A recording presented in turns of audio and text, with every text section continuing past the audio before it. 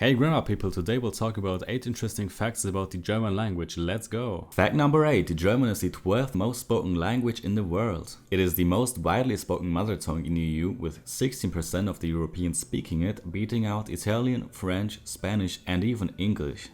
Number 7. German has a unique letter called SZ or sharp S. It is a consonant and basically it's the same as double S. The only difference is that it is never found at the beginning of a word, and words sometimes have a different meaning whether you use double S or sharp S.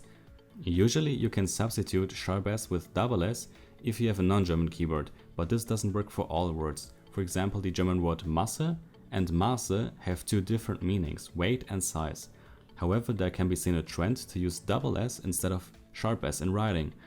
Number 6. German has got special grammar features. First, German uses 3 genders. In many Romance languages like French or Spanish, there are 2 genders, masculine or feminine, which has historically caused headaches for some language learners. German is even more complicated as it has a 3rd gender known as neuter for words that are neither masculine nor feminine.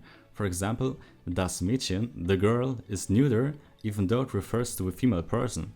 This is one of the facts about the language that makes it seem difficult to learn for beginners. In English, only proper nouns like people's names and the names of countries and cities are capitalized. In German, every noun is capitalized. This is definitely very unique and one of the most interesting facts about the German language. It can actually be a bonus for new language learners starting out that need help recognizing nouns.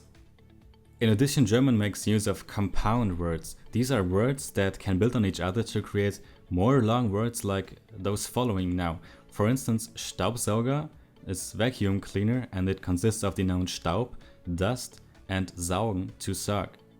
German is famous for its excessively long words, with the longest word being made up of 79 letters.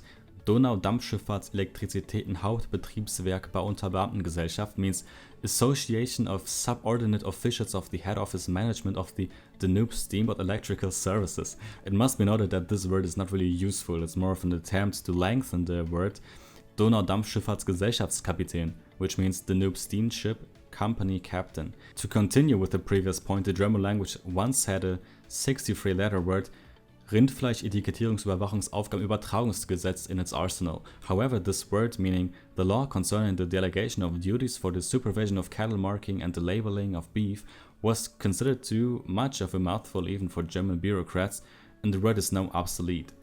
Fact number 4. English and German are closer than you might think. Like English and Dutch, German forms part of the West Germanic language family. When English speakers learn German, they will have the consolation of finding a lot of words that are similar in both languages. Be careful though, there are some sneaky words that look and sound the same but have totally different meanings. The German word gift, for example, means poison, nothing like the present or blessing it is used to describe in English. Due to their close relation, German and English share 60% of their vocabulary.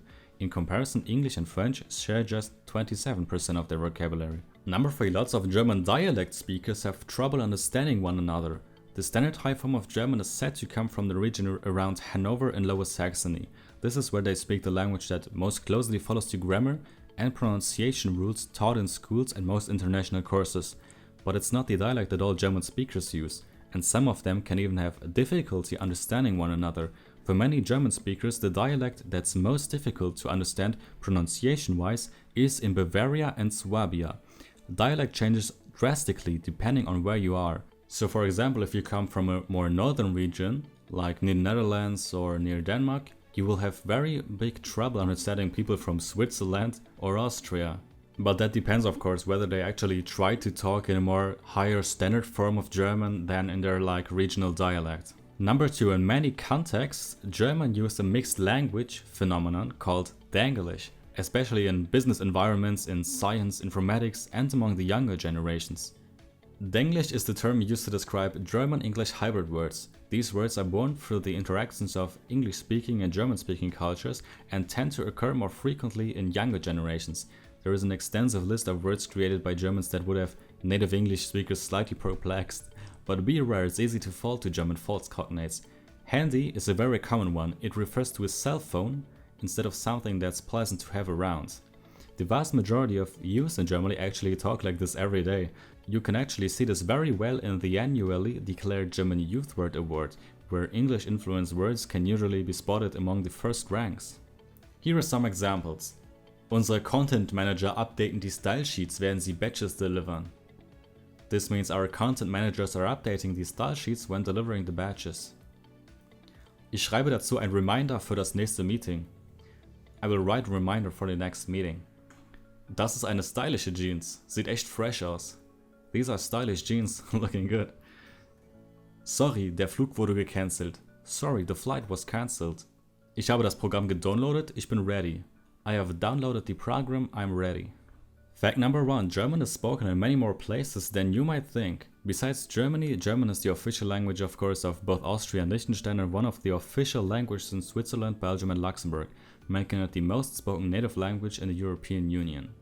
There are also German-speaking minorities all over the world. For example, in Namibia, which has been a German colony until World War I, there are still thousands of descendants of German settlers that still speak German to this day. Also, in the Brazilian Estados, Espírito Santo, Rio Grande do Sul, and Santa Catarina, there are many municipalities where German is handled as an official language. In Switzerland, a country with 4 languages, German is the most spoken one, but it is usually spoken with a dialect called Schweizerdeutsch. This is one of the hardest dialects to understand for standard German speakers. Next, there is the region of South Tyrol, which was handed over from Austria to Italy after World War I. Most people there speak German, but also with a dialect that is harder to understand. Many Germans don't even know that this minority exists until they find out in their winter ski vacations. There is also a small area in East Belgium that was handed over from Germany to Belgium after World War I, called Eupen-Malmedy, which is the reason why German is one of 3 official languages of Belgium. Luxembourgish is actually a variety of the German Moselle-Franconian dialects spoken in the neighboring parts of Germany. German is also still spoken among a minority in Alsace, which has often switched sides between Germany and France in history.